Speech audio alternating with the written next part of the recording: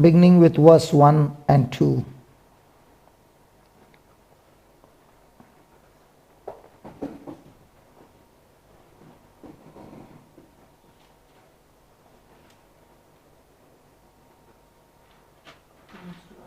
One and two.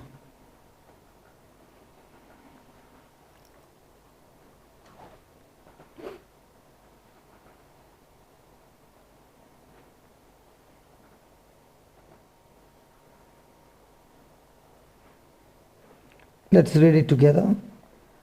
I beseech you, therefore, brethren, by the mercies of God, that you present your bodies a living sacrifice, holy, acceptable unto God, which is your reasonable service.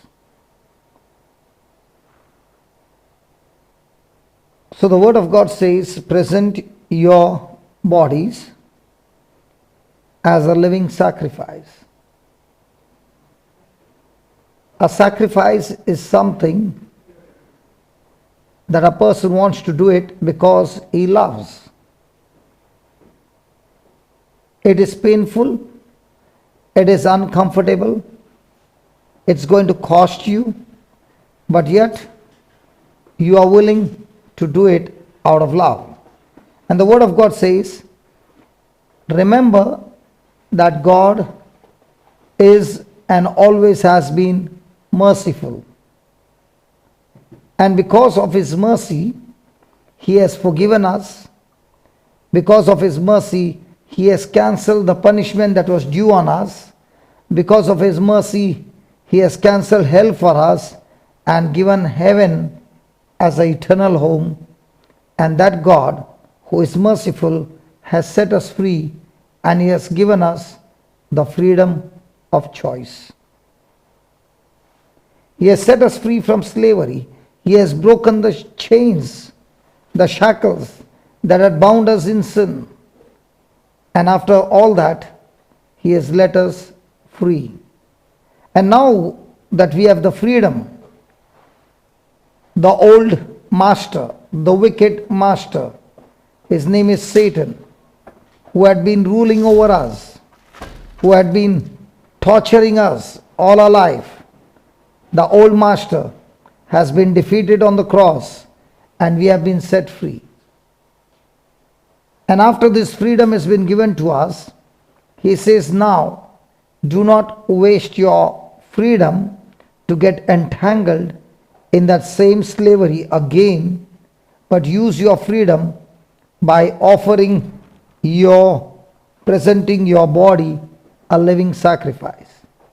Now this body is neither holy nor unholy. It only obeys the decision taken by the mind. The same body, I can use it for God's purpose, and the same body, I can use it for the pleasure of sin. So when He says present your bodies, He is saying that you make a concrete decision to use your body for the kingdom of God. The God who set you free from all your crises, from all your troubles, He who sacrificed His Son out of love, He has now given you the freedom, so you have a choice to choose Jesus as your Lord God and Savior and submit to Him willingly, or allow yourself to submit to the temptations of the devil, who is trapping you, who has put a snare around you to trap you, destroy you, and make your life miserable. So He's saying, offer your body as a living sacrifice. God is not interested in your things. He is interested in you, because He wants you to have a good life, a life that Jesus came to give in abundance. And for this life that you want to experience in abundance, there is going to be a choice from your side, and that is to choose God's way and not the devil's way. Amen. So when you are going to offer your body as a living sacrifice, how is it going to be? Holy, acceptable unto God. So the more and more I submit to God, the more and more I change my thinking and I agree to God, to His word, I find my life turning around from unholiness to holiness. And that's what we were singing that song. The weakness that I see in me will be stripped away by the power of your love. How is He going to do it? He has given me His word, and He demands from me to submit to His word, agree to His word, resist every negative thoughts that come to me, and keep on resisting. That when I resist, the devil will flee from me, and this very body will now be used in the kingdom, for the kingdom, and experience victorious life. Hallelujah. So he says, offering your body a living sacrifice, holy and acceptable unto God, which is your reasonable worship, which is your reasonable service. So when I apply the word of God in my life by renewing my mind, these new things that I accept to do what the word of God says brings about a transformation in my life, and that is acceptable to God. Hallelujah. So every moment my body, every moment there is a pressure going on in my mind where the enemy wants to use this body for his kingdom. I'm a person, we all are people, where thoughts come to us, and these thoughts can be godly and ungodly, and the battle that goes on in our mind is, am I going to accept the thoughts which are according to God's word, or am I going to accept the thoughts which reject the word of God or disagree with the word of God? Whatever thought goes on in my mind, that thought empowers me to make a decision.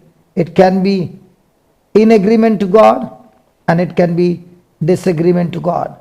The more and more I agree to God's word, the more and more I am worshiping God, I am obeying God, I am submitting God, and all this is because of love. Amen? Amen. Now the same body, I could have said, I don't want to come to Ireland, I would go somewhere else and use this body for pleasure of sin. And the same body, I can say to God, here is my body, Lord, as a living sacrifice to you. Please use it for your glory. Praise God. Praise God. Praise God. Praise God. The second verse is saying,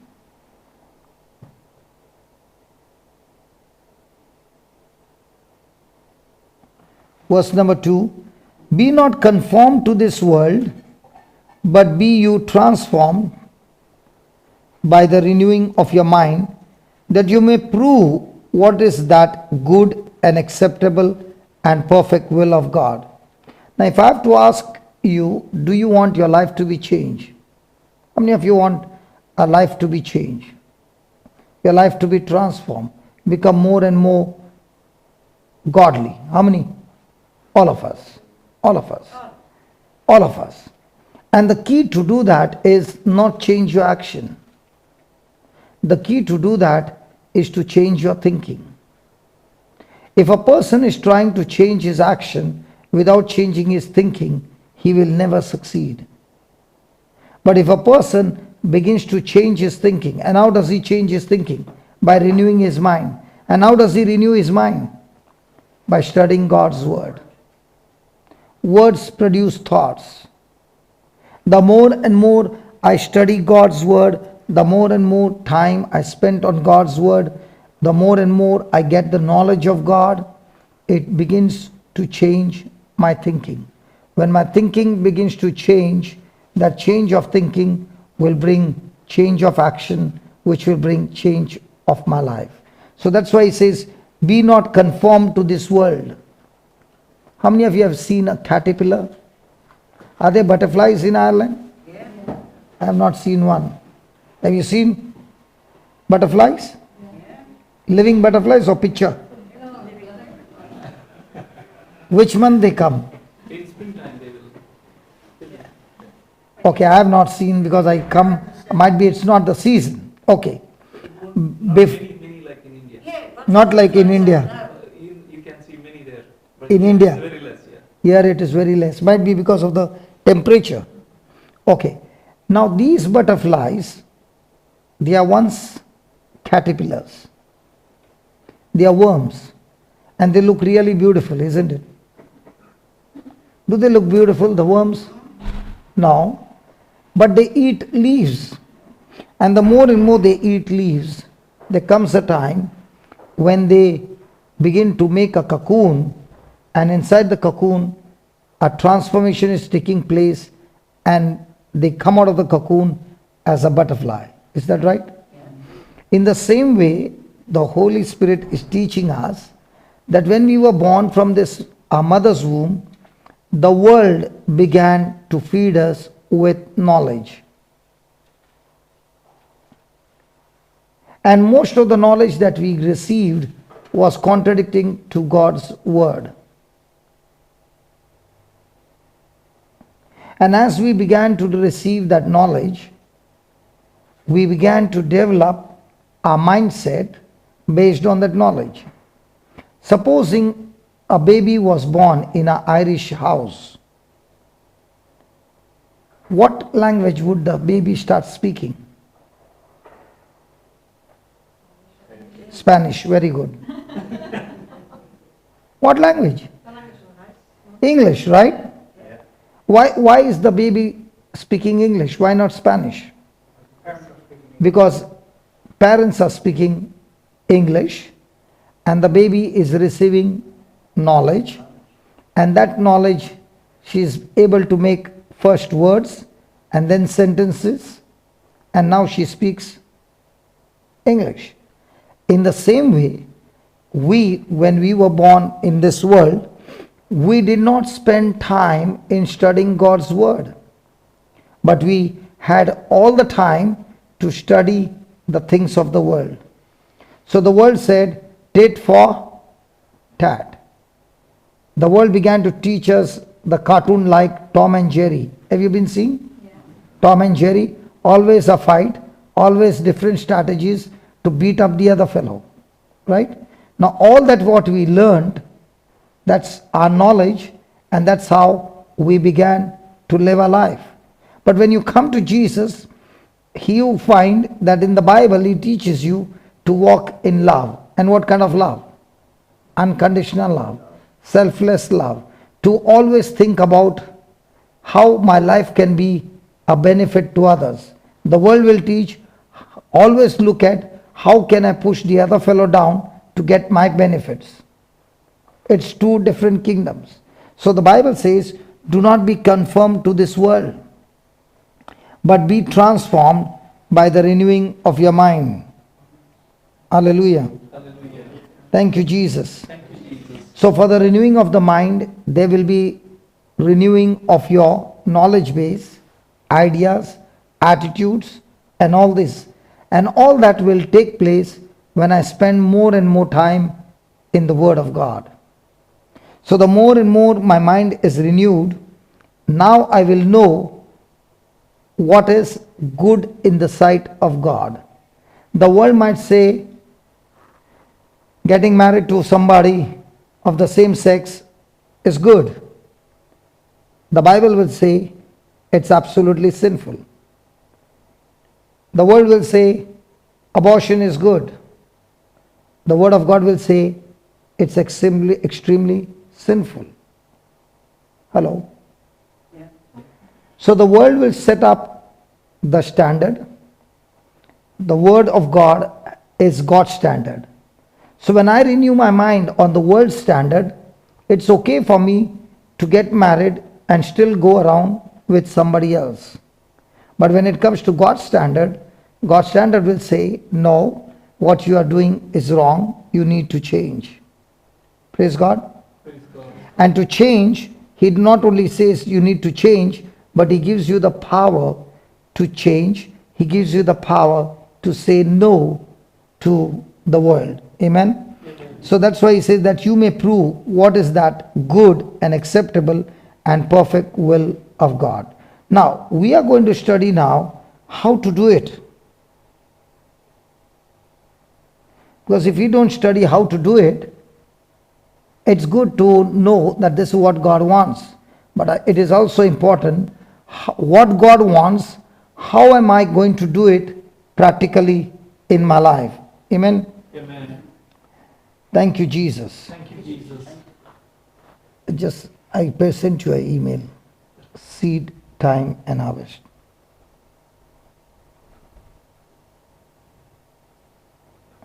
Okay, we'll take yesterday's. No.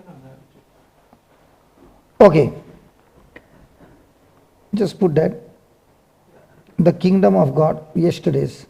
The kingdom of God operates as a seed that is planted in the ground of your heart.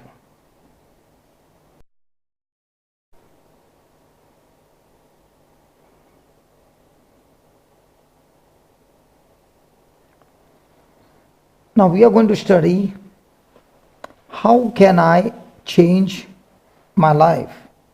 How can I live a victorious life? How can I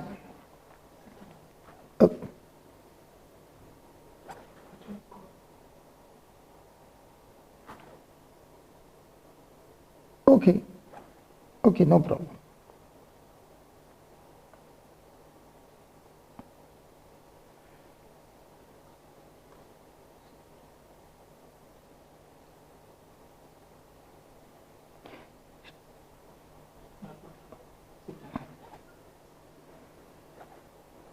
It is after Luke 17, 20, 21. The kingdom of God is within you.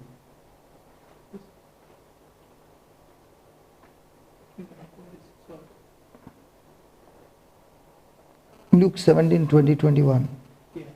Yeah, put that one. Just one line above that. The life you now have is the direct result of the seeds.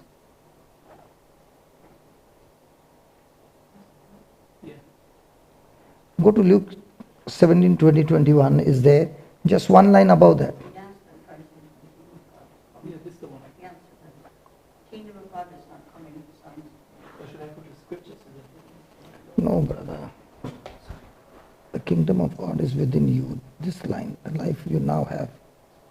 Kingdom of God is It's not there in yesterday's. I think you put Yeah, yesterday's.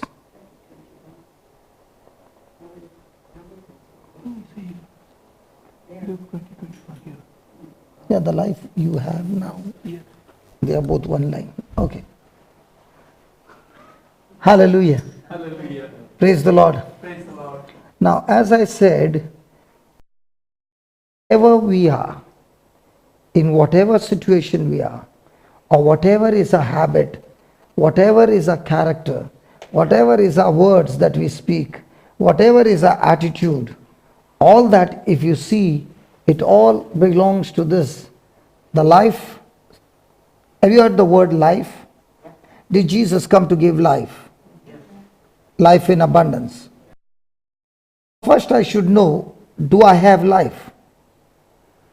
Yes. So, what is life? life. The Spirit of God in us. God wants the Spirit in us for life. Okay. Did Jesus come to give you life? Yes. So, do you have life?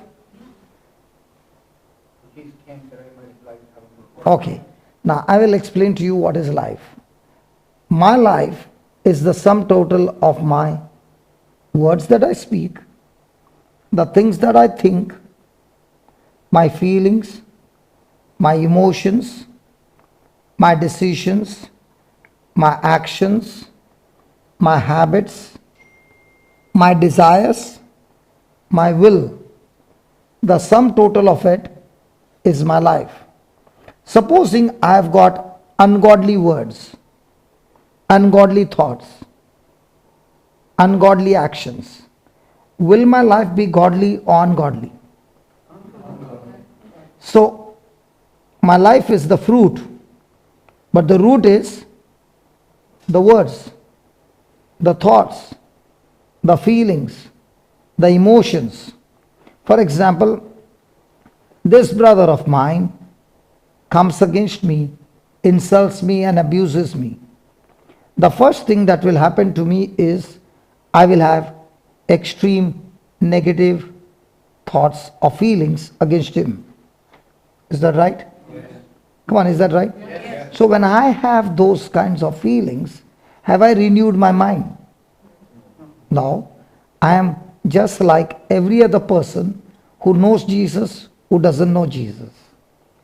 But when I come to Jesus and I listen to his word, and his word says, do not repay evil for evil.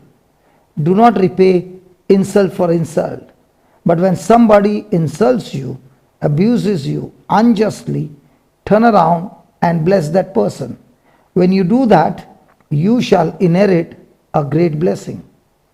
Now, I have a choice. My natural human instinct is that I should retaliate with him and teach him a good lesson not to mess with me. But when I have the word of God tells me, do not repay evil for evil. Because when you do that, he is already on the wrong side, but you responding with the wrong attitude will get you also on the wrong side, and you will live a defeated life. Have you ever heard people saying, my life got ruined because of so and so? Not in Irish community. It's possible? Okay. So, is that statement true?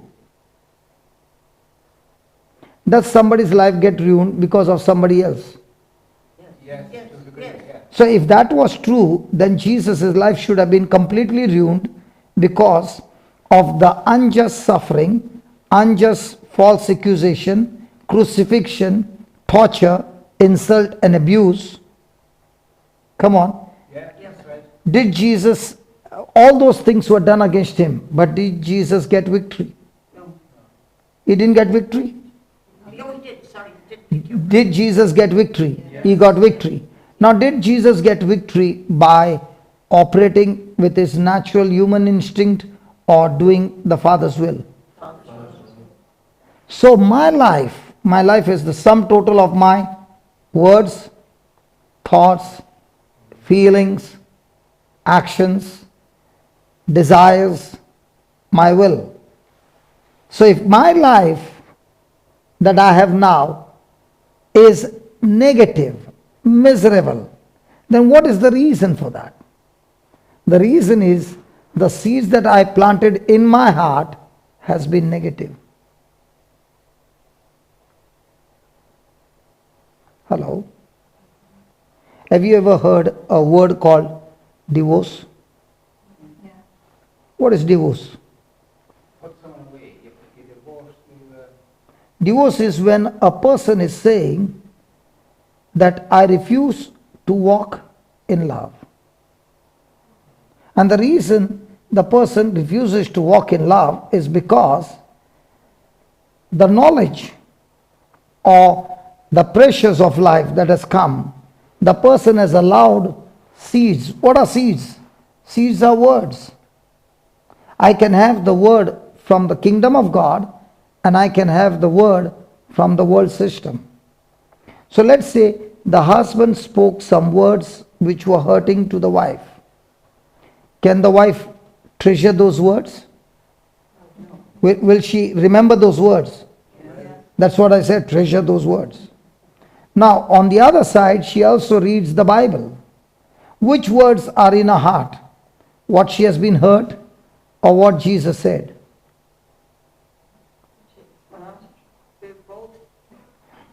Most of the time, what is she going through?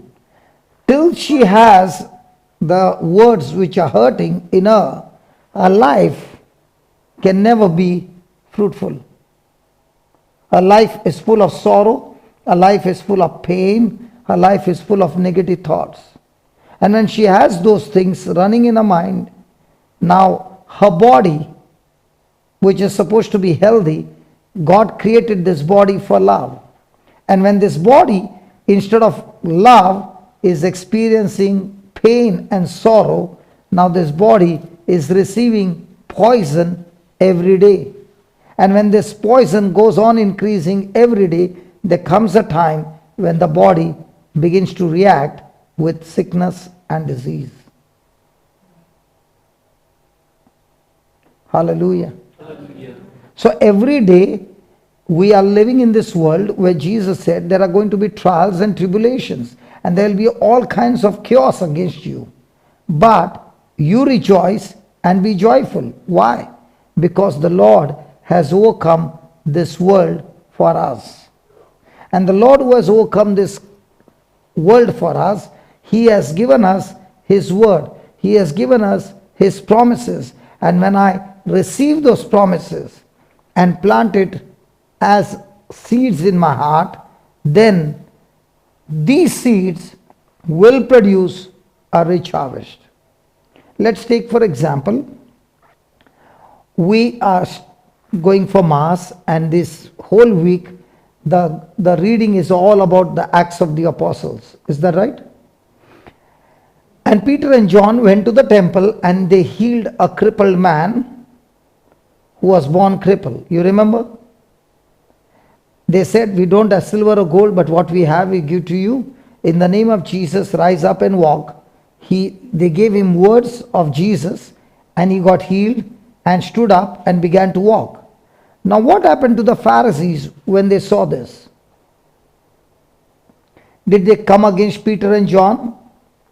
Yes. Did they arrest them? Yes. Did they threaten them? Yes. Did they beat them? Yes. But now in the midst of all this, what was Peter and John's response? Cursing or rejoicing? Rejoicing and singing. Rejoicing and singing. Very good. So now, was their life filled with poison or God kind of life? God can. Are you following? Now Paul and Silas cast out demons out of that slave girl, and because of which the masters lost their business. They caught hold of Paul and Silas, beat them with rods, the crowd, and put them in the prison. Now when they were in the prison, bleeding, arrested, and facing a death sentence, what should be their reaction? Sorrow. But what was their reaction? Singing and praising God. Now was their life with poison or was their life with Holy Spirit? In the same way, when we go through trials, if I react to that trial using my natural human instinct, then my life will be full of sorrow, full of death and misery. But what happened to Paul and Silas when they were praising God? There was a supernatural earthquake, the doors flung open, the chains were broken, and they were set free. Did Paul and Silas run away from that place? No, they were still there. Because they were there, they were able to preach to the jailer and his family, and the whole family received Jesus and they got saved. Praise God. Now, in the natural, when the chains are broken and the doors are open, what does that mean? Run as fast as you can. But what about Paul and Silas? Did they run away from that place? No. Why they did not run? Because when they saw the glory of God, they were waiting there, worshipping the Lord. So it's what kind of seeds? Now let me say that again. Words are seeds. The word of God is a seed.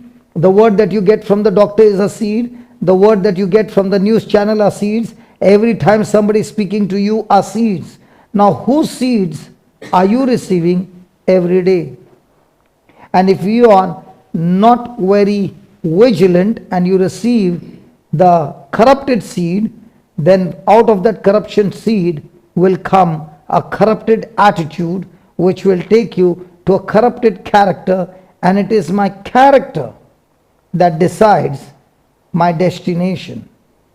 Joseph had an excellent character.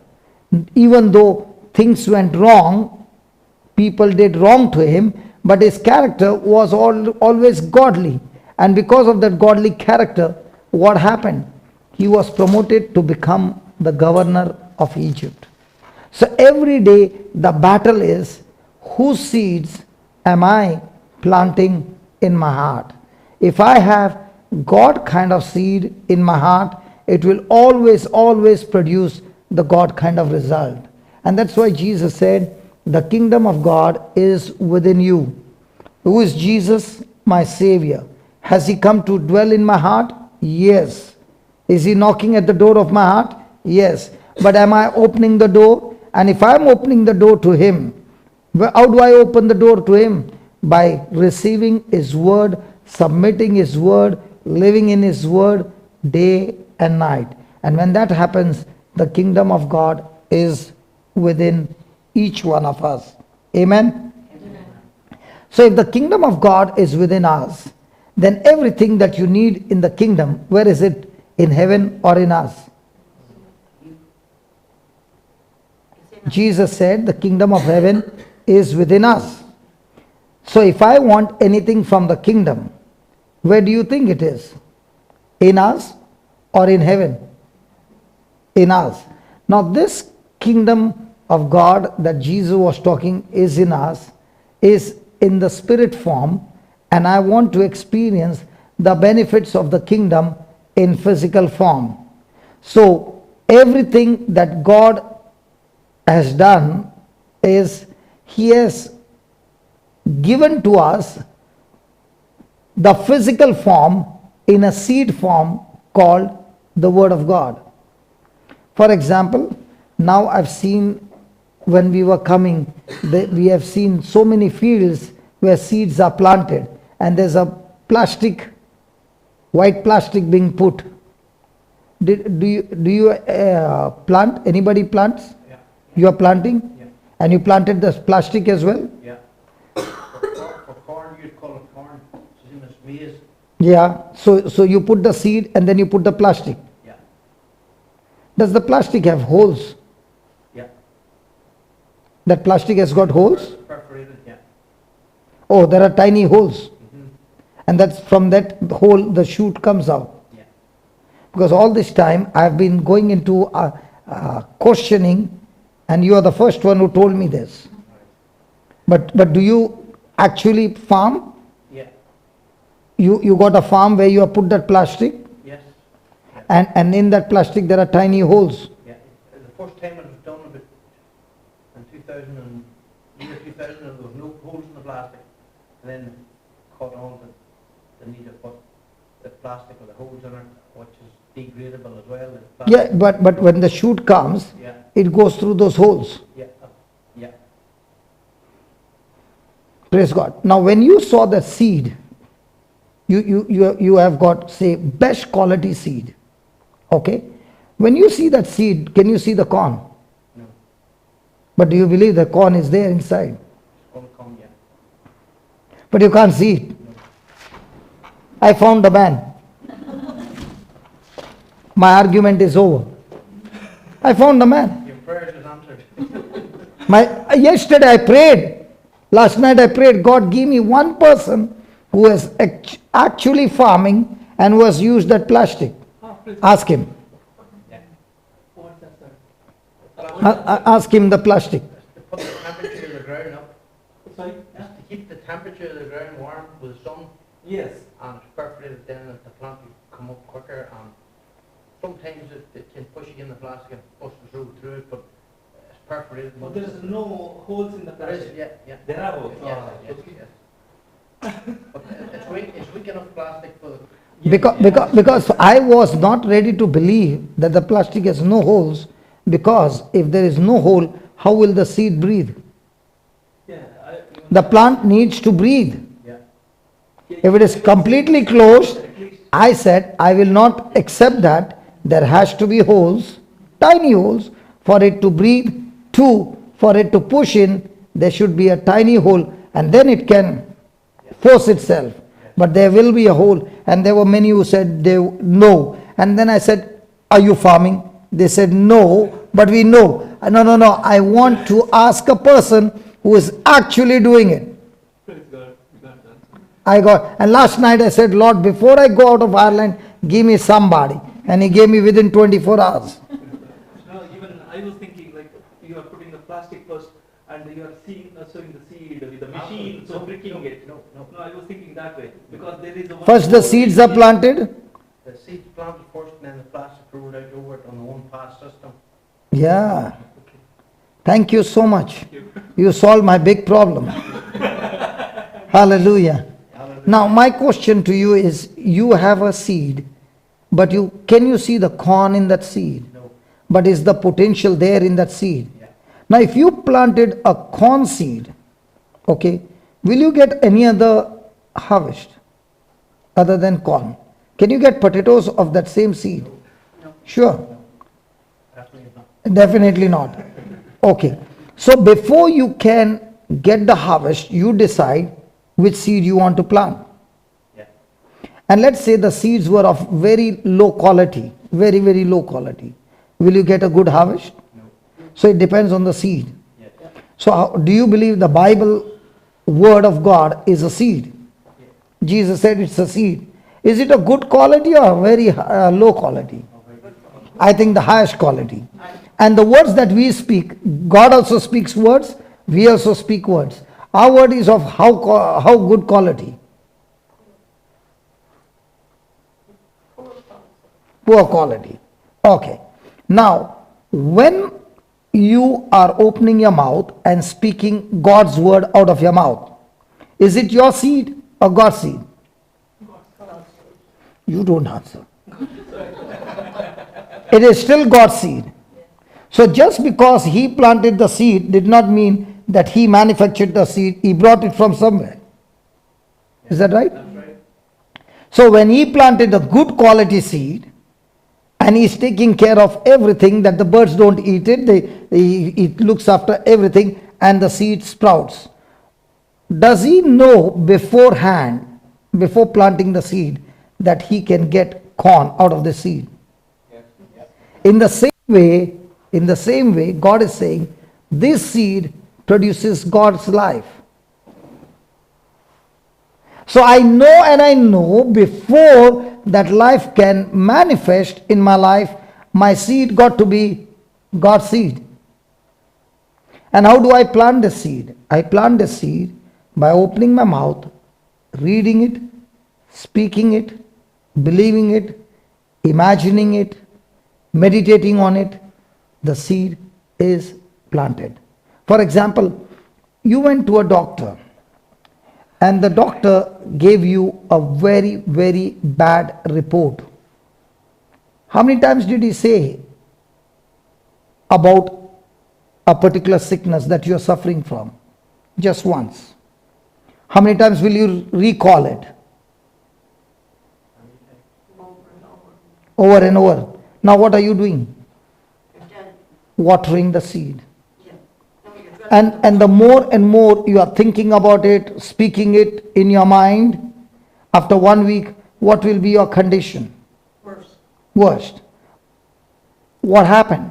The seed has already sprouted, it has already begun to grow, and now it's taking control over your body and tearing you down. The process is the same with God's word. And that's why he says, everything that you need, now he needs corn. So what has he done? Bought corn or bought a corn seed? So God says, you want healing in your body. I have given you healing scriptures. You want healing in your marriage. I have given you healing scriptures of marriage. You want finances. I have given you seeds on finances. You want deliverance. I have given you seeds on deliverance. You want protection. I have given you seeds on protection. It is like a bag full of seeds. God has not given me things in the physical, but he has given me seeds with high potential that when I plant it in my heart, these seeds have the ability to produce the desired result. Praise God. Praise God. Now, he has got a land, the land is fertile, and he has planted the seeds. Now, if he applies every principle that the seed needs, is he sure about his harvest? Totally dependent on the weather. Yeah, weather and everything is in your favor. Will you get the harvest? Yes. And because you expect and believe for the harvest, you have done your hard labor. Because if anything goes wrong, he might get nothing. And all his labor is wasted. Is that right? In the same way, I can be planting good seeds of the word of God. But when this brother comes against me and I get offended, now when I got offended, the weather is extremely bad for the harvest. So how do I change the weather? I change the weather by operating in love. Now the weather of offense has gone because of my decision of loving him, forgiving him. Now, will the harvest come? Surely it will come. So when we plant God seeds, is the weather going to be against us? Yes. But who is in charge to change the weather? God. We. Spiritual weather, we change. I can be in offense with him for the next 10 years and destroy the harvest. I can make a decision, no matter what he has done, I choose to forgive him, love him, and let him go. I've changed the weather. Hallelujah.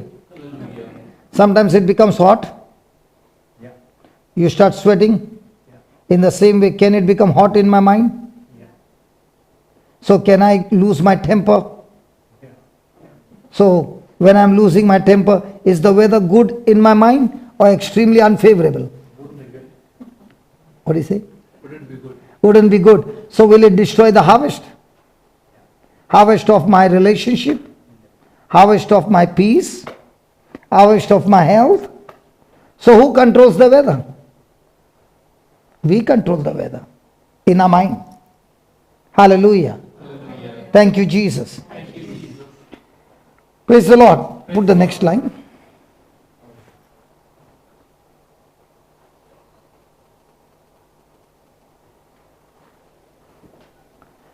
The kingdom of God, Spirit receives the seed of God's word. Now, somebody will say he's got a big land, that's why he can do the farming.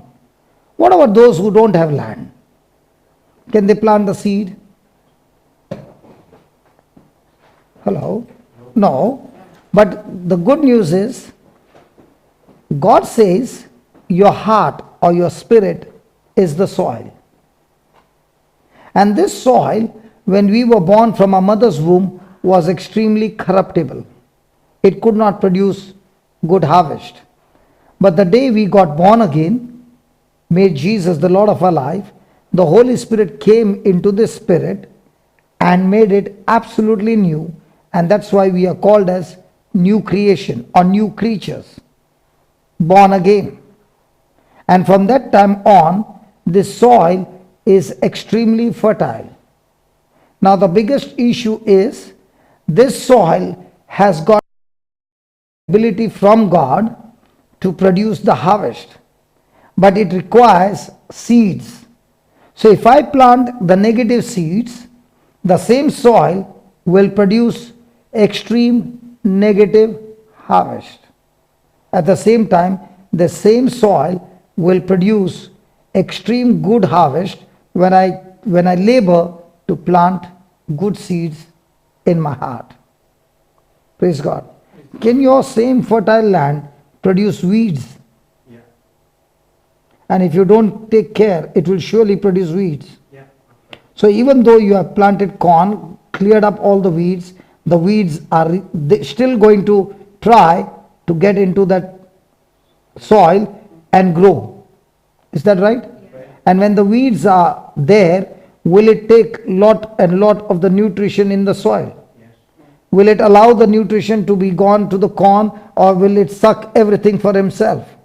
Take it from himself. Praise God. In the same way, our life, which has to be extremely a blessing, a life of abundance. Abundance means overflowing. Now, this is God's plan for us. But this God's plan for us will only manifest when I choose to operate in love, where I choose not to allow weeds to grow in this soil. Every time there's going to be a challenge, trials after trials coming against me, and my job is not to retaliate, but to love, forgive, and continue to do good. Amen? Amen. Give me Galatians chapter 6, verse 7, 8, and 9.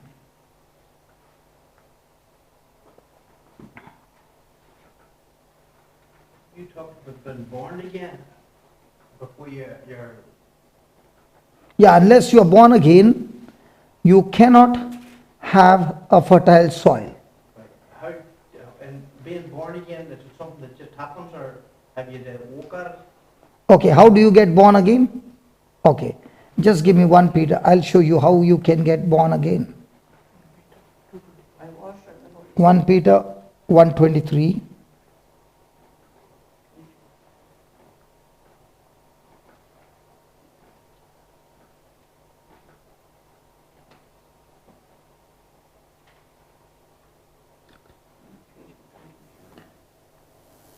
One 23. 1 Peter. Sorry, 1 Peter.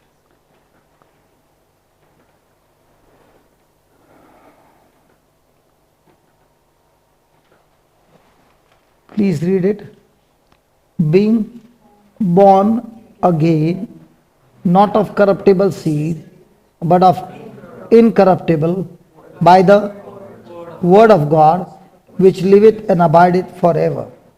Now, we all agree that we came from a mother's womb.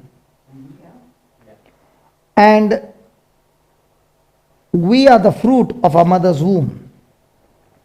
But before this fruit could mature and come out of the womb, the seed was planted in the mother.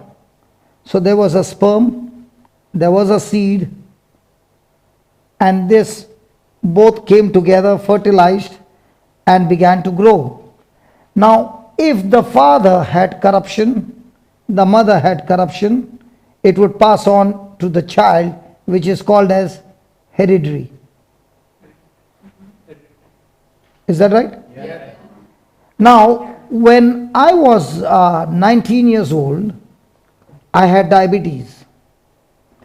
And when I went to the doctor, he said, it's because your father has diabetes. And you will have diabetes all your life. So, at the age of 33, when I received Jesus as my Lord God and Savior. Now, was I born again? Yes. But did I know Jesus? No. Did I have anything to do with Jesus? No. But there came a time when I made Jesus the Lord of my life, when the gospel was being preached. And that's the time the Spirit of God gave me extreme desire for the Word of God, and I read this scripture, this particular scripture. And that's the time the Holy Spirit said, you were born from your mother's womb with corruption. But now you are no longer born from your mother's womb. You are born from the Father's womb.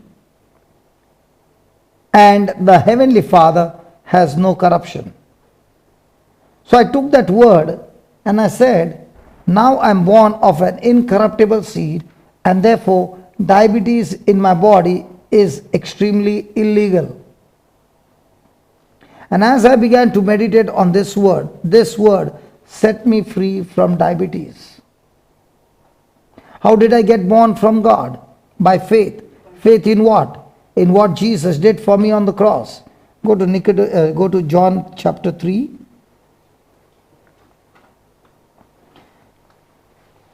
Verse 1. to 7. How does a person get born again? Now, I am not talking about, brother, I am not talking about born again church. We all Catholics are born again. Because if we don't get born again, we will never understand the kingdom of God. Because when a person gets born again, his spiritual senses are made alive. You will begin to understand things of the Bible only when you are born again. A carnal person cannot understand spiritual things. And that's what Jesus said. These are the words of Jesus. There was a man of the Pharisees named Nicodemus, a ruler of the Jews. The same came to Jesus by night and said to him, Rabbi, we know that you are a teacher come from God, and no man can do these miracles that you do except God be with him. Jesus answered and said to him, Verily, verily, I say unto you, except a man be born again, you cannot see the kingdom of God. You cannot understand the Bible, you cannot understand the kingdom, you cannot understand spiritual things unless you are born again. Look at the verse 2. The same came to Jesus by night and said to him, Rabbi, we know that you are a teacher and you have come from God. For no man can do these miracles that you do except God be with him. And now Jesus is giving him the answer. How am I able to do those miracles? How, Nicodemus, you will be able to do the miracles? Now, did Nicodemus, was he a Pharisee? Yes. Was he a teacher of the word? Yes. Did he have knowledge of the scriptures? Yes. But Jesus still said, even though you have all those things, you will not be able to do miracles until you are born again. Praise God. Jesus answered and said to him, Verily, verily, I say unto you, except a man be born again, he cannot see the kingdom of God. Nicodemus said unto him, How can a man be born when he is old? Can he enter the second time into his mother's womb and be born? And here is Jesus saying, Jesus answered, Verily, I say unto you, except a man be born of water and of the Spirit, he cannot enter the kingdom of God. That which is born of the flesh is flesh, and then which is born of the Spirit is spirit. So when we were born from our mother's womb, we can only understand the things through our five senses. We can only understand and grasp the things that are natural, that can be seen. But a person who is born again, he can not only see the natural, but he can see the spiritual things using a spiritual muscle that God gives him when he's born again, and that muscle is called as faith. And that's why faith is about believing everything with evidence not seen. So what's the key factor that when you are born again? The key factor is when you're born again, you are extremely desiring for the word of God. Your thirst for God, you are all the time seeking more and more, deeper and deeper, the truths. Your spiritual life is more stronger, and you are more focused on the kingdom of God than the world kingdom. Praise God. Praise God. And he said, Marvel not that I said unto you, you must be born again. Now, was Nicodemus born again? No. And as long as he was not born again, he could not perform. In the same way, when you and I receive Jesus as the Lord God and Savior, praise God, you are born again. There's a 3 days retreat going on in Goa. And these children are called, these youth are called, they are Hindus, they are Muslims, they are of different religion. And they have been invited there to stay there for 3 days and listen to the gospel. And as the gospel is being preached, the Spirit of God, when the gospel is preached, there are seeds that are being scattered. And as these seeds are being scattered, and these seeds are not dead seeds, they are living seeds. And at the same time, the Holy Spirit is giving them the utterance to believe and respond to what the gospel is being preached. And then, after the preaching is over, on the second day, that was yesterday, I got a small picture that they sent me, that they asked, how many of you now want to receive Jesus as your Lord God and Savior for what Jesus has done for you on the cross? More than 90% of them got out of their seat and came in front to confess that they want to receive Jesus as their Lord God and Savior. And when they began to pray, what happened? The Holy Spirit came upon them. Many of them began to pray in tongues.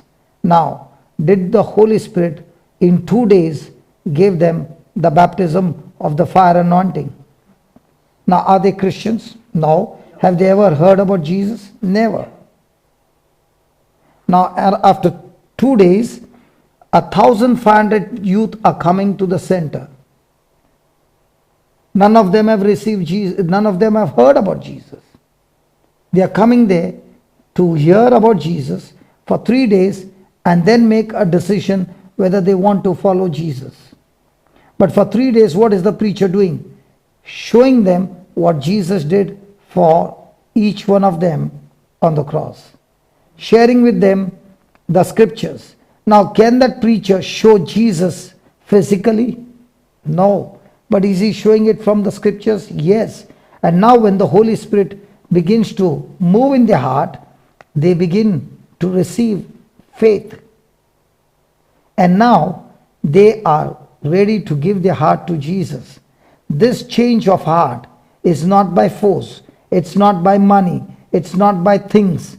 It is by the word of God and the Spirit of God coming and sprinkling water on that word which has been preached. And just like the seed sprouts in their heart, in the next 3 days, there will be a sprouting. And from that sprouting, their journey will begin with Jesus. It is such an exciting moment for us the next 3 days, because these 1,500 children have never ever heard about Jesus.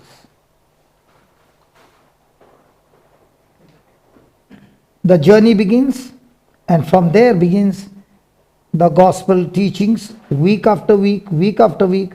And then after 6 months, 8 months, you see not only their lives have been transformed, now they are living for Christ and going around and bringing their brothers, their family members into the kingdom of God. Isn't that marvelous? The Bible says even when one person turns to the Lord, the whole of heaven rejoices. Do you know what's happening now? There's great rejoicing happening in heaven with what is happening in the center right now. Praise God. Praise God. And that is the joy that we have, that these people have turned their life to Jesus. And a day will come when we will all meet and these people will say, thank you for coming and preaching the gospel. Because of you, I could make it to heaven. Praise God. Is it a good news or a bad news? Come on. But I don't hear any. When you all play sports, do you all have very cool sports? Yeah. Nobody makes noise? They do. Plenty of it. When you have got your favorite sport, do you all cheer up your team or it's okay? Very quiet. There's no sound in the ground. Plenty of it. How can you play then? Everybody's quiet. No. Do they make noise? Yeah. A lot of noise. A lot of noise. Now, what I shared should have been a lot of noise. Yes.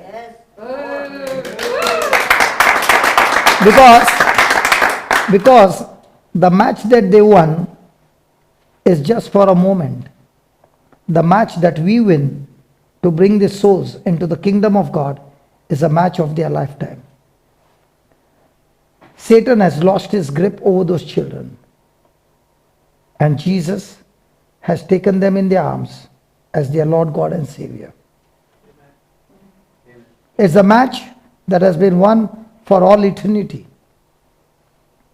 Yeah.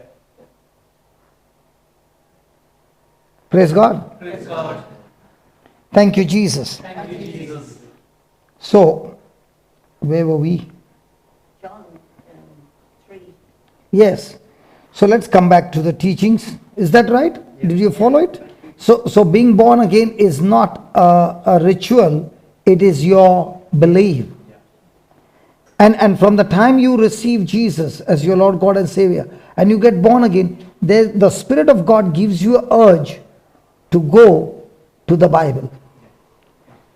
So a person who is born again starts feeding his spirit every day with the Word of God.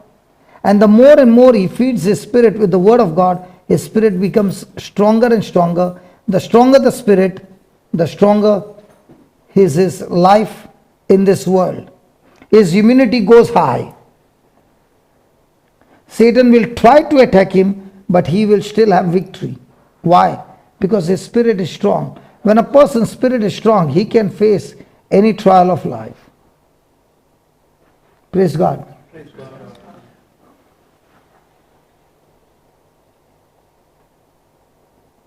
So the kingdom of God is the soil, your spirit that receives the seed of God's word. Now this soil, what Jesus was talking about, begins to become fertile. So we were in Galatians 6, 7, 8 and 9.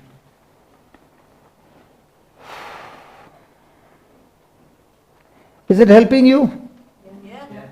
So if your life is not good, can I change my life? Yes. To change my life, what do I need to do? I need to change the seeds. And what's the seed? The Word of God. The good news in the kingdom of God is you must have lived an extremely bad life. Doesn't matter. Even though you lived a very, very bad life, doesn't matter. When you come to Jesus and you feed on His Word will change your life. It's no longer you doing it with your willpower, but the Word in you will strengthen you, will have a hold on your thinking and thoughts and give you the victory. Amen? Amen. Please read that. Be not deceived, God is not mocked, for whatsoever a man sows, that shall he also reap. So in other words, God is saying, don't get deceived when the harvest comes. Because the harvest that comes into your life is because of the seeds that you have sown. Praise God. Praise God. So now if I understand this formula, how many of you drive a car? Okay. When you drive a car, do you understand the gear, the reverse and the drive? So if you put a reverse, will the car go in front? If you put the drive, will the car go reverse? No. So now that you understand driving, in the same way God is saying, this is what drives your life. Your seed. What is that seed? Your words are the seeds. Your thoughts are seeds. Your decisions are seeds. Your actions are seeds. And when those seeds or those actions do not abide with the Word of God, then you have planted the wrong seed. And the wrong seed will produce the wrong harvest.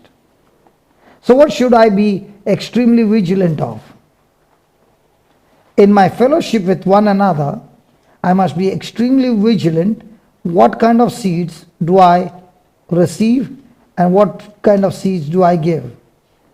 If I'm giving seeds means words which are contradicting to God's word, then of that seed will come on a negative harvest. And if somebody has given me a negative seeds and I take it and plant it in my heart, it will produce negative feelings which will force me to take negative actions.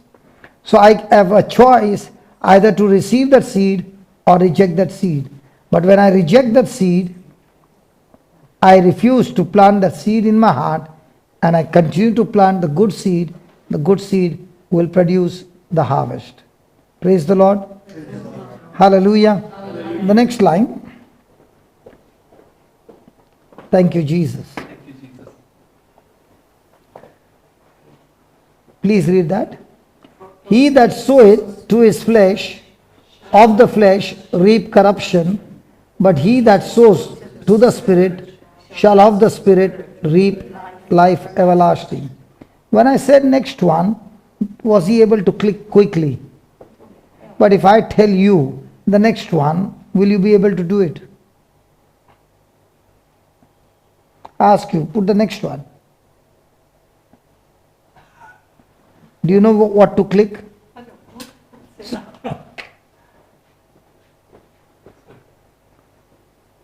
Next one. No, don't show. Let me see. You showed her. Okay. Now, was it easy? After he showed you, was it easy? Now, put the previous one. It's easy. In the same way, please sit down. In the same way, isn't that good? Yeah. In the same way, when I have the right knowledge, which is called as the wisdom of God, whatever situation I'm going through, I can use the wisdom of God and continue to sow the right seed. It will still produce the right harvest. So he says, when he sows to the flesh, shall of the flesh reap corruption. Now let me give you an example. There's a man of God, his name is Saul. And this Saul has been anointed by God and he becomes the king in the Old Testament. And now he is getting victory after victory because God's favor is on him. But there comes a time when he begins to live a life of disobedience. Okay? And God rejects him. God anoints another man in his place. His name is David. Okay? Now David, with the anointing of the Holy Spirit, is able to fight the battle against Goliath and kills Goliath. Now was Saul there? Yes, Saul was the king. Did he fight against Goliath? No, he never fought against Goliath. And he was filled with fear and would not operate in faith. What about David?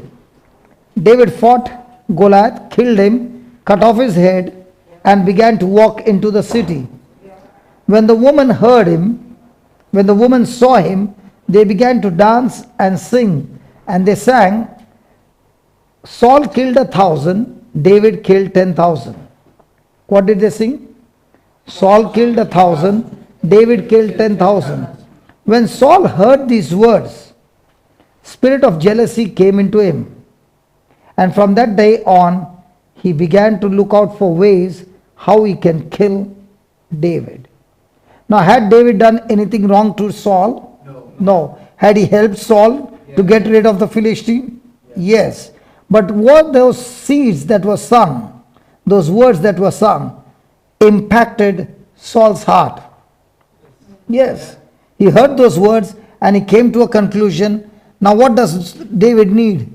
All that he needs to take my kingdom. And from that time on, Saul was searching for ways to kill him. So when David was worshipping the Lord, Saul took a spear and threw it on him. But he missed him. Not once, not twice. And when David began to realize that Saul is trying to kill him, he runs for his life. Has David helped Saul? Yes. How did he help? David went on war, he came back with victory. He never lost a battle. So who had to go on the war? Saul. But Saul sent David, and David still brought victory. So had God anointed David to be a help to Saul? Yes. But did jealousy confuse Saul? Yes. Now what is he planning? To kill David. David runs for his life. Now he is running in such a way that on one side Saul wants to kill him. On the other side, at the border, are the Philistines, whom he has killed Goliath, and the Philistine lost the battle. He is sandwiched between the two. And in the midst of that, he is hiding in a cave. from Saul. And Saul brings about 300 soldiers in search of David, and they are searching for him. Now Saul gets into the cave for his nature's call. And David is in that cave, and one of his friends says to him, God has put your enemies into your hand. Take a sword and kill him, and you can be the king. And David says, no, I will not touch God's anointed one. I will not do that. And he spares Saul. But at the same time, he cuts off a small portion of his garment. And then he tells Saul, if I wanted, I could have killed you. But listen, I have got nothing against you. So please don't try to kill me. Here is a piece of cloth that I cut you. I was so close to you, and you did not even know that I was next to you. I could have put a sword in you and killed you. Saul repents and goes back in sorrow. But after a few months, again, that same spirit of jealousy is after David. This time he comes with 3,000 soldiers, and he is in the valley. And they have all gone to sleep at night. David speaks to a friend of his and says, are you willing to come with me? And they both go down into the valley. The Bible says God put a supernatural sleep into the camp. Every soldier, 3,000 of them, was sleeping. David finds his way into Saul's tent, and he finds him sleeping over there. He tells that friend, pick up that spear, pick up that jug of water, and let's go. The friend says, listen, I can see that spear. I can take it and put it in his heart and kill him right now, and you can be the king. David says, no, let God decide about him. I am not supposed to judge him. And he takes that jug of water, he takes the spear and walks out. Now why did David take this risk? First, he cut off his garment, small portion. He picked up the spear. He picked up the jug of water. What is it saying in the spiritual realm? The Bible teaches us that the anointing is on the garment of a person. For example, Moses, when he was chosen by God as a high priest, Aaron was chosen as a high priest, Moses took oil and put it on his head. It went on his beard and it went on his garment, and the Spirit of God came upon Aaron.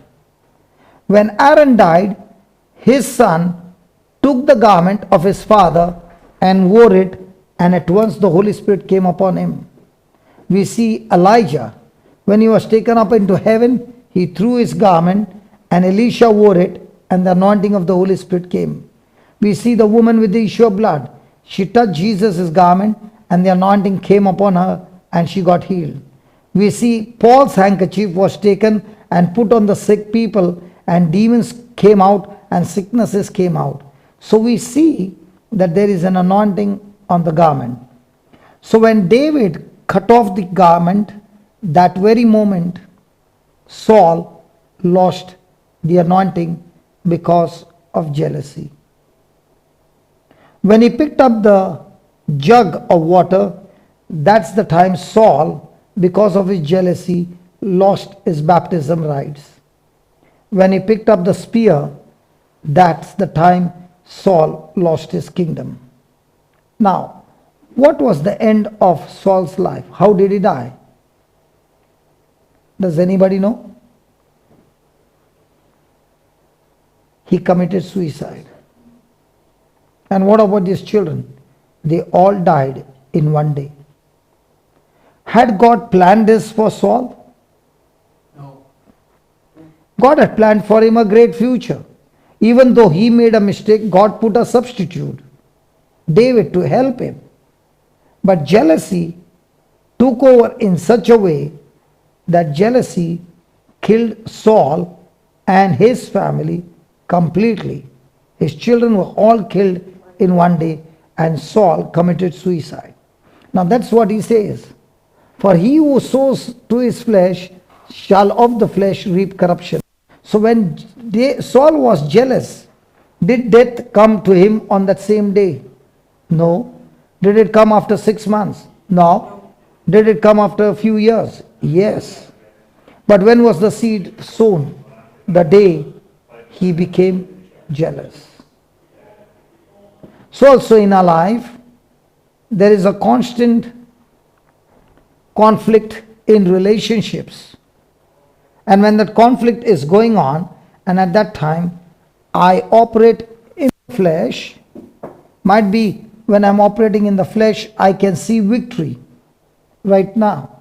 But as years go by, that very flesh has turned my direction into a disaster, into a misery. And that's why our decisions of today decides the destination of tomorrow. But the same person that sows to the Spirit shall of the Spirit reap everlasting life. Now, did David have every opportunity to kill Saul? Yes. Did he operate in the flesh or in the Spirit? Did he keep forgiving? Yes. Joseph, did he keep forgiving? Yes. Daniel, did he keep forgiving? Yes. All these people whose names are written in the Bible, they had their weaknesses, but they kept planting the good seed of the Word of God in action, in words. What was the end result? The end result was an amazing future, God's destination, God's abundance. And that's why every day we have opportunities to plant seed. What is your life? Your life is nothing but you get up in the morning, and before you go to sleep, you have a sum total of seeds that you're planted. In some areas you have planted good seeds, in some areas you have planted the negative seeds. From those negative seeds will grow the weed which will go and destroy everything in your life. And that's why the Bible says to be extremely vigilant, because every seed that I plant never leaves my life. Whatever I plant in somebody's life never leaves my life. It goes into the future, multiplies, and then comes back to me. And that's why every day we have opportunities to continue to plant the good seeds. And the more and more we continue to plant the good seeds, out of those good seeds will come in a rich harvest. Praise God. Praise God. Hallelujah. Hallelujah. So is our life going to be changed in a day? No. It's going to be a whole process. And in that whole process, you might make mistakes, because none of us are perfect. But the moment you make mistakes, let us come back to the Lord and ask Him to forgive, acknowledge, and then set the seeds right, make the correction, and then begin to walk the path of God's word, and that will take us into victory. Now, verse number 9. Let us not grow weary in well-doing, for in due season we shall reap if we faint not. The good news is that when we are doing good, let us not get tired in doing good. Now, if I am doing something wrong and I get punished for it, I will take it patiently. But when I am going on doing good and I am unjustly punished, it's not easy to take it, accept it, and continue to do good. There comes a time when the person starts getting weary when he is doing good, but he is not treated well. Praise God. So the Bible says, do not get tired in doing good. Now, brother, one corn seed will produce how many corns? 2 cobs. I don't know many. I just couldn't. 2. No, two corns. Oh, two corns. The big ones. No, 2 cobs. 2 cups. Now, in that, how many corns will be there? 10, 20? Not Maybe 200. Maybe 200? maybe. I couldn't count. Okay, and 2 of them means total will be so much of that one seed. Yes. Now, can you plant those seeds which are in that? No, they usually Don't plant, but those seeds are also having the potential to produce. Yeah. So, in one seed, how many you can produce? No, unlimited. So, in the same way, the Lord is saying, whatever I do, the good things that I do are seeds. A time will come when we will be dead and gone, but our next generation will still be reaping the fruit of those good seeds. If you don't mind, can I ask you, you won't get annoyed? You won't get annoyed? No. Okay, this land which you have, is it your family land or your land? The land that is planted in last was rented land. It's rented land. Rented land. Now, is it possible for a person to get the land from his family? Yeah. So the dad, mom worked hard and they bought a land. Yeah. When the son grows, they are dead and gone, the land comes to the son. Did he work hard Yeah. to get the land? Did you get the last head? No, he gets it free. But did somebody sow the good seeds to sweat it out to earn that? Yes. In the same way, now if I have to ask you, when you were small, the standard of living when you were small and the standard of living that you are living now, is there a big variation? So, your family gave you at this level. Now you are giving to your children at this level. The children will give to the next at this level. But what if the children are not doing the way it should be done? Can they go from this level to an extreme low level and even lead their children in debts? Oh, yeah. So is it our life all about my life, or is it having an effect on the whole family? And is it only on my family or the generations to come? That's why he says, do not get tired. Continue to plant the good seeds every day. Look out for opportunities to be a blessing in somebody's life. And when you do that, in due season, you will reap. Now the reaping is the same level of the seed. As you said, one, you get 2 curbs. And in 1 curb, you say if it is 200, 400 corns for 1 seed.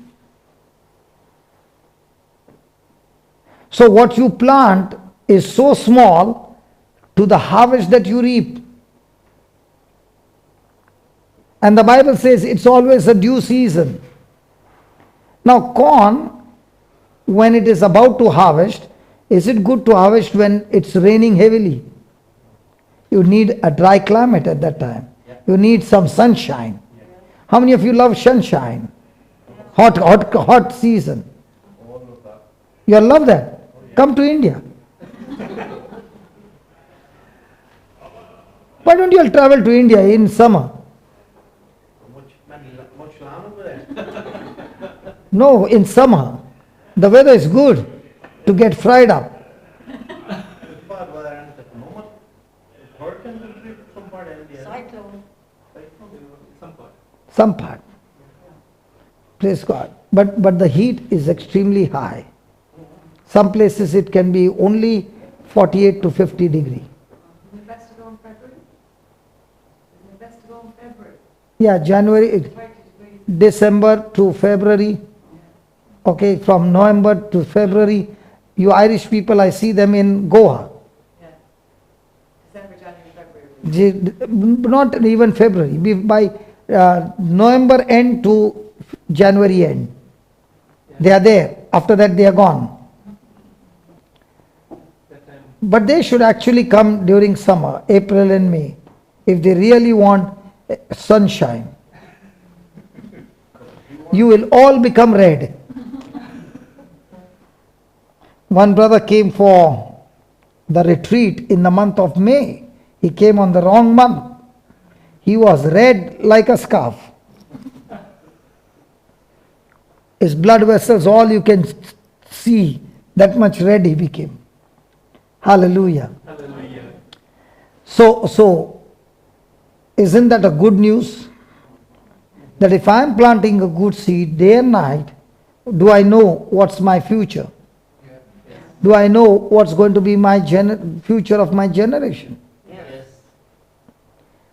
but wait for the due season, because before the season comes, the enemy is going to try his best to strike you and knock you off with unfavorable conditions. And in those conditions, if you continue to do what the Word of God says, everything will change. Amen. Amen. Thank you, Jesus. Thank you, Jesus. Praise the Lord. Praise the Lord.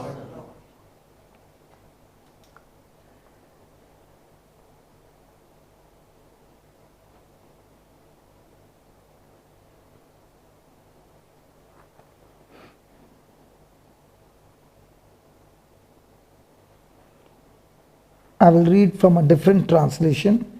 Let us not lose heart and grow weary and faint in acting nobly and doing right. For in due time, and at the appointed season, we shall reap if we do not loosen and relax our courage and faint. Praise God. Let's go back to the notes.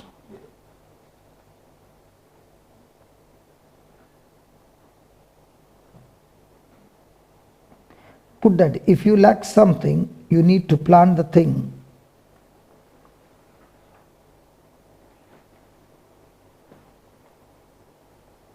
Praise God. Now, let's take for example, a person is sick. Is he lacking health? Yes. Does he want his health back? Yes. So does he need a seed to get the harvest? See, everything in God's kingdom operates through seed. So just as a farmer plants a seed to get corn, in the same way, a Christian plants a seed for healing, a healing scripture by which he can get healed of sickness and disease. Hallelujah. So if your life lacks something, you need to plant the thing you lack in your garden. And what's that garden? My heart, my spirit, which is a born again spirit. So this heart is waiting for God's seed, and when I plant it in my heart and I water it day and night, it produces the harvest. Praise God. Praise the Lord. Hallelujah. Hallelujah. Let me give you an example. The Bible says that life and death is in the power of the tongue. Okay? So if I'm sick and I keep saying, I'm sick, I'm sick, I'm sick, did I plant a seed of life or a seed of death? But if I open my mouth and even though I'm sick, I say, Lord Jesus, I thank you. By your sacrifice on the cross, your body was wounded, and by those wounds, I am completely healed. Now, did I plant the good seed or the dead seed?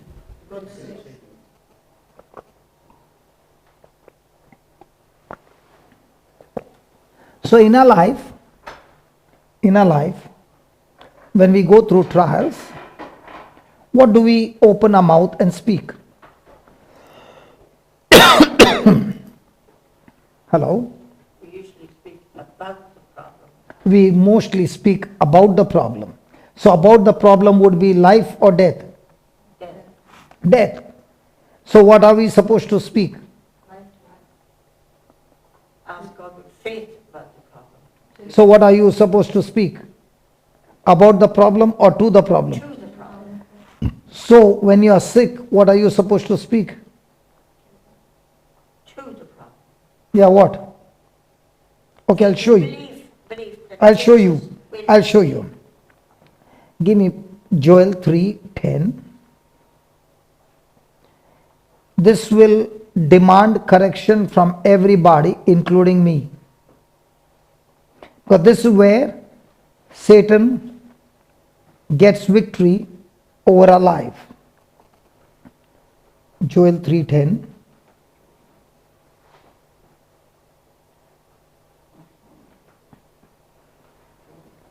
Please read that.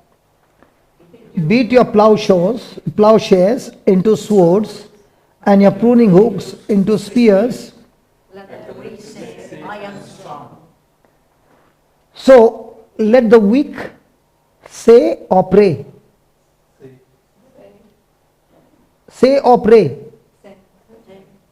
Pray. Say. Hey, say or pray. Say. Say, And what are you doing? say, please God, should we say, I believe it's gonna happen. Most of the time, what do we say? Say or pray. Say, Now, when a person is weak, did God say, gather the people together and pray together and ask of me, and I will make you strong? Did he say that? ask is the future.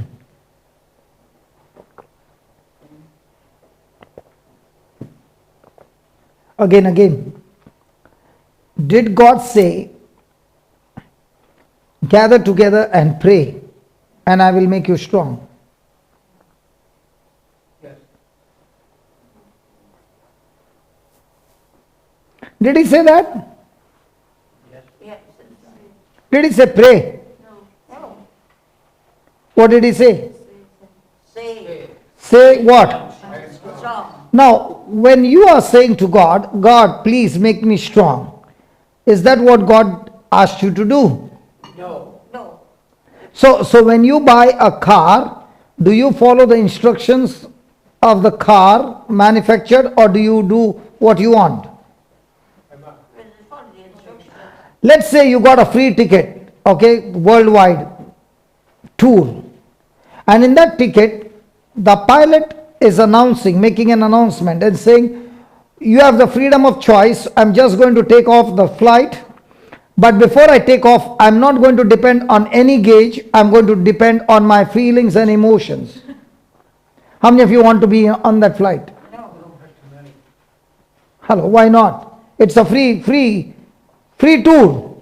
yeah, free spirit. He's not obeying any rules, guidelines. Because you know, if he is going on his feelings, after he goes up, let's say he got the plane on top. But after he's on top, he won't even know which direction he's going. Because he's not going to depend on any gauge or any instruments. He's only going to depend on his own feelings. So when he's thinking he's landing,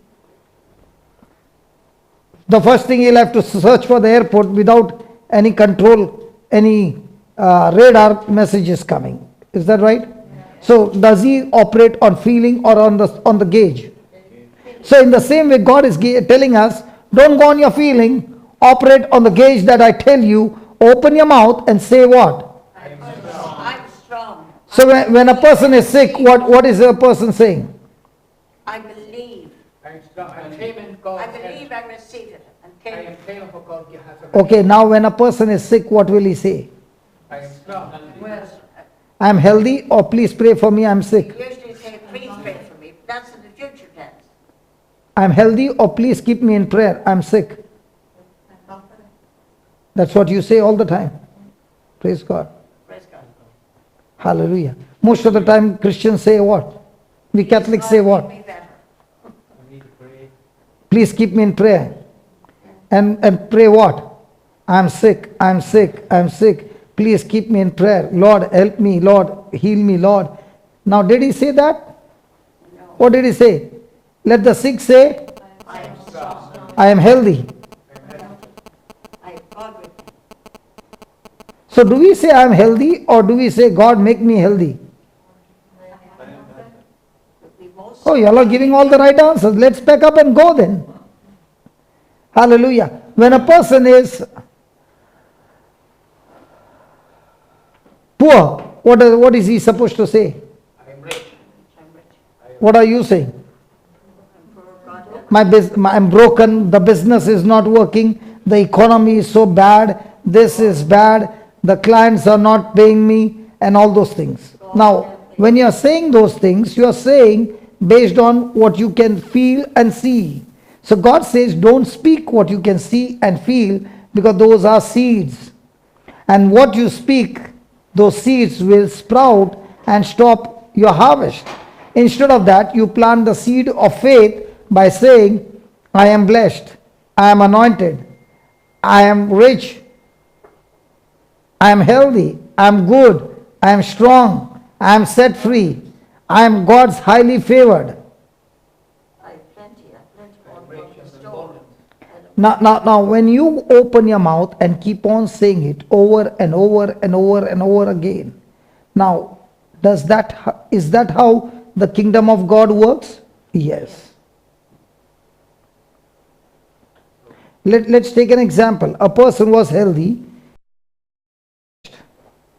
and by the doctor's error, the blood test got exchanged with, and the report came in his name that he got blood cancer. But he's healthy. He doesn't have the cancer, but the report came blood cancer. How many times in a day will he keep thinking and speaking? All the time. Over and over again. After 1 week, what will be his condition? Will he still be healthy? Or by now, he has got headache and this ache and that ache? How did it happen? Those negative thoughts. The negative thoughts, the negative words. So do we practice this system of God? So from now on, what do we need to do? Even if I see with my natural eyes things are negative, am I supposed to speak them, or am I supposed to open my mouth and speak by faith? Thank you, Jesus. Raise your glass. Everything is good. Everything is changed. Everything is in my favor. Oh, God's favor is on my life. God's favor is on my life. It was favor of God that turned Joseph from the prisoner to the governor.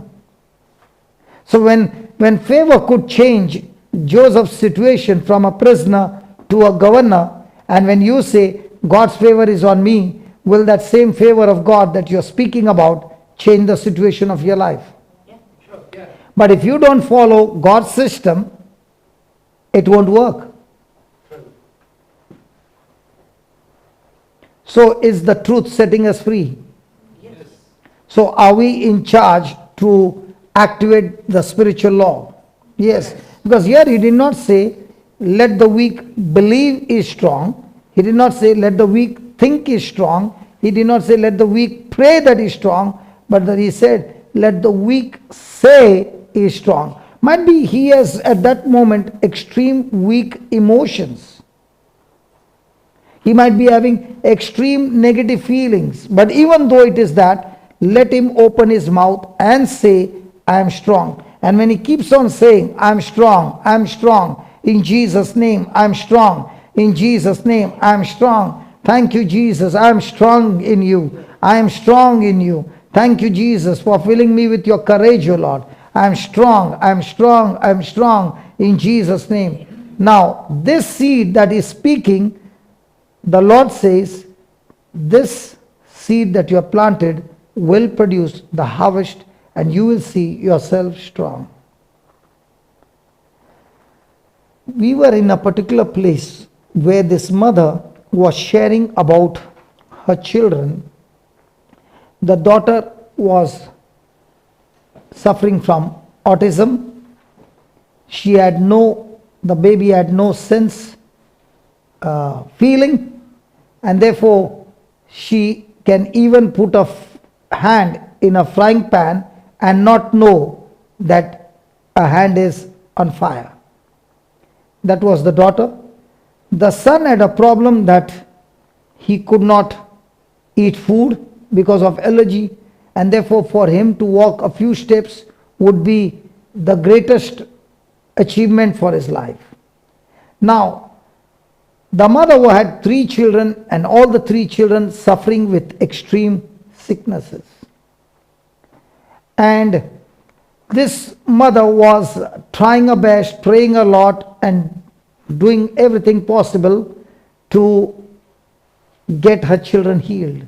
Medically, physically, going to the doctor, and nothing happened. And she called up Brother Amal, and he began to teach her the Word of God.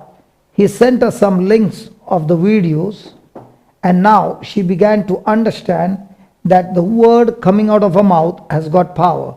So she kept saying that the Spirit of Jesus is upon her children. God, I thank you. You have anointed my children. You have filled them with love and set them free. She also learned that she is supposed to speak to the mountain to get out and believe that it will go and she will have whatever she says. So she began to teach the children the words every day and they began to speak. Within 1 year, the girl, her whole sickness went. She began to sing. She began to play musical instruments. She began to bake cakes with her mother. She was completely healed. The boy who could not eat now is no longer allergic of any food. He is the fastest on the track, getting medals, and now is playing soccer. All this within 1 year. Did it take time? Yes. But did she use the word? Yes. Did she get the harvest? Yes. Now she began to realize that all this time she was saying, my child is suffering from autism. My child is suffering from this thing, from that thing. Now she stopped saying that and started saying, thank you, Jesus. Your Spirit is upon my child and you have anointed her. You have blessed her. It is you who have set her free and filled her with your glory. Did she change everything? She herself was in allergy, and when she was saying these words, she heard a voice saying, why don't you take orange? And if she takes orange, she will get such a headache that she will lose her sight for more than a day. She has to take medicine to get her sight back and to get her freedom from migraine. So when she heard that voice, she said, why not I try before my children? And she ate those oranges and the headache started. And she began to fight that headache with the word of God. And in 30 minutes it got arrested without medicine and her sight was not gone. When she saw what had happened, she said, that means I can fight. The next day she ate orange again. And this time the fight was for 15 minutes. The third day she ate orange and there was no fight at all. She had destroyed that allergy completely. Can I share something with you on that? Yeah. I called to a house on Christmas Day, and they had a boy with autism. And I was shocked. They couldn't control him, he was restrained. And I put my hand in the breeder and he kept turning in for me. So I told them about Brother Johnston and the great prayer and the great book, and I contacted Amal, Amal Francis, and he gave me the reading to do Isaiah 50, 4 and 5. And they were wore out with the child. And he said, you do it for them. And I kept praying it and praying it. I said, well, I went in at Easter. The same child was running around the house in great form, ran over and gave me a big hug and didn't turn away. That's wonderful. I rang him a couple of times in between and said, oh, he's doing great. He's settled down at school. He was terrible problems at school. He was special school. Oh, it was dreadful. He was doing everything. Now he's great. And we were the only ones got this specialist, the only one that got this particular specialist. And now he can't speak yet, but it's coming. And he's doing terrific at school. I couldn't believe it was the same child. He was running around. So now that he is not speaking, you tell the parents to speak these words from Isaiah 50, or either it's 50 or 51. 50. 50? 4 and 5. Well, both of us kept saying it and saying it and saying it. No. You tell them to open their mouth and say, my son has got a teacher's tongue. Yes, I will. But Okay, just read it. I tell you, I couldn't believe when the same child was running around. Isaiah 50 might be verse Lord 4. God has given me the tongue of those who are taught, that I may know how to sustain with a word him that is weary. Morning by morning he wakens my ear, to hear as those who are taught. The Lord God has opened my ear, and I was not rebellious. I turned not backward. Now he was turning backward from me the whole time. He wanted to get away from me straight. He was trying to The next time I went in, he was run over, and gave me a hug. Praise God. Same child. How do you feel? Great, terrific about it. So that's the potential that every one of us have. Yeah. That's right. Alan Francis told me, keep at it and at it. And we did day after day, night after night, kept praying. And it works. It works all the time. Yeah. But only thing, there's a labor that's going to take place from our side is to speak the word continuously. And I do believe he will speak. He's getting on great at school now. Yes. Praise God. Thank you. Praise God. Thank you, Jesus. Can we give the Lord a big hand for that? Hallelujah. So can we turn the situation around and turn it for our good? Yes. Is there an application? Yes. What's the application? The Word of God. Word of God. The system. And we follow the system, the result is guaranteed. Praise God. Just put that. The ground of your heart supported by the word seed. The next one.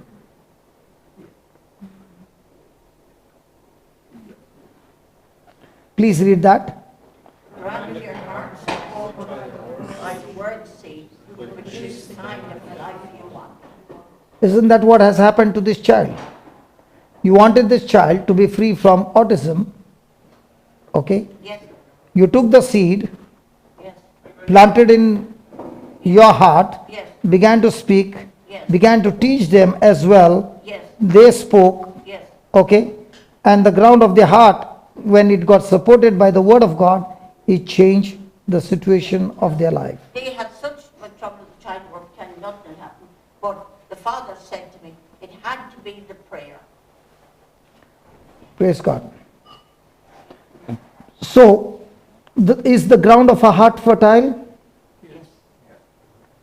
But are we planting the seed in that ground, or are we planting the wrong seed? When we plant the wrong seed, the heart will produce a wrong harvest. So can I choose the kind of life that I want to have? Yes.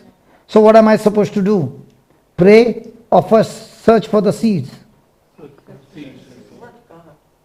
The word of God is a seed. Word of God. So the biggest problem that we are having is, when I have a situation, I will first of all start praying. So let's say a person is weak and is praying to God, God, please make me strong. Now, is it a right prayer? No. The prayer is wrong. Why? Because it's not following the system. So prayer does not bring result. But faith, in faith, when you pray, it brings result. So what is faith? Faith is when a person is agreeing to what God has said in His word, even though he does not have evidence to see it. So prayer cannot make faith work, but faith will make your prayer work. So if a person is praying and saying, Lord, I'm weak, Lord, I'm weak, help me, Lord, I'm weak, help me, Lord, I'm weak. Now that prayer is not a prayer of faith, because that person is not doing what God told us to do. He said, when you're weak, open your mouth and say to yourself, I am strong. So when the person is saying, in the name of Jesus, I am strong. Now was that a prayer or was that a faith? It was a faith-based prayer. Will it bring result? Yes. But when the same person is saying, Lord, I'm so weak. You know how much I'm suffering. Lord, I'm so weak. Come on, Lord, do something for me. Now when that prayer is said, is that prayer a faith prayer or a fear prayer? A fear, Or a worry prayer? a worry, but they never did. Have you ever tried praying with worry? Yeah. You are the only one. Didn't work. But we got to the right path. Hallelujah. Hallelujah. Brother, do you get any chance to talk? I do now and again, yeah. Oh, yes, plenty. We pray together. We do it together. Praise God. Thank you, Jesus. Don't we? Yeah. We sit there together. Okay, we'll take a break. Okay, Father, we thank you, we praise you. Lord, there is so much of joy and so much of life as I see this couple praying together, planting seeds together, and choosing seeds, the quality seeds. And as they are speaking it day and night, Lord, what a joy to see the child who was sick with autism now become absolutely normal. And there are other things which need to be changed, are also work in progress of the seeds spoken out of the mouth. We thank you, Lord, for teaching us these truths. In Jesus' mighty name. Amen. Amen. Amen. When we come back, we'll have some healings, okay? We'll take a 10 minutes break and we'll meet again.